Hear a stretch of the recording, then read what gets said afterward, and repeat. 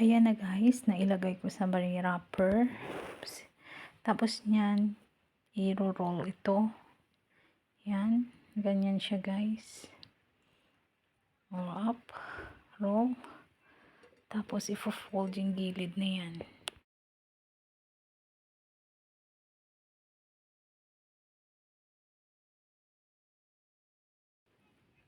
Hello guys, ngayon gagawa ako ng lumpia.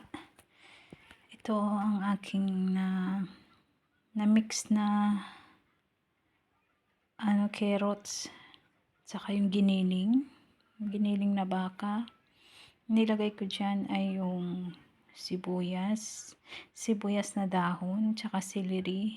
Ayan guys, tuyo, oyster sauce, mamacita sauce tsaka ginisa mix. Ayan, 2 itlog at saka yung asin. Ayan guys, ito yung aking lumpia na Shanghai.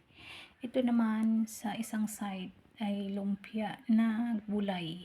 Yung nailagay ko dyan, carrots, cabbage, sayote, nakabili ako ng sayote, tsaka yung chicken breast,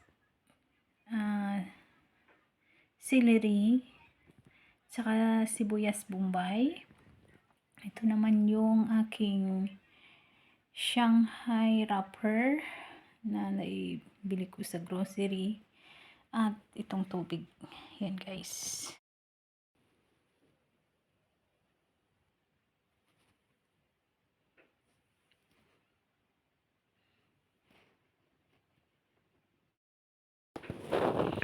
Ayan na guys, na-fold na yung 2 gilid. Tapos i-roll ulit ito. Yan, higpitan lang yan. Tapos lalagyan ito ng tubig. Tapos isisilyo siya guys.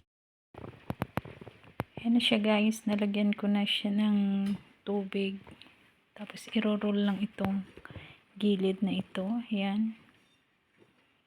Hanggang sa magdikit yan guys. Ayan na. Ito naman yung lumpiang Shanghai ko guys. Ayan. Inumpisahan ko na rin magbalot. Same process ng kanina guys. Yan. Ipo-fold lang yan. Tapos ita-tight. Tapos roll up. Next, 2 gilid. Yan. Tapos roll. Yan guys.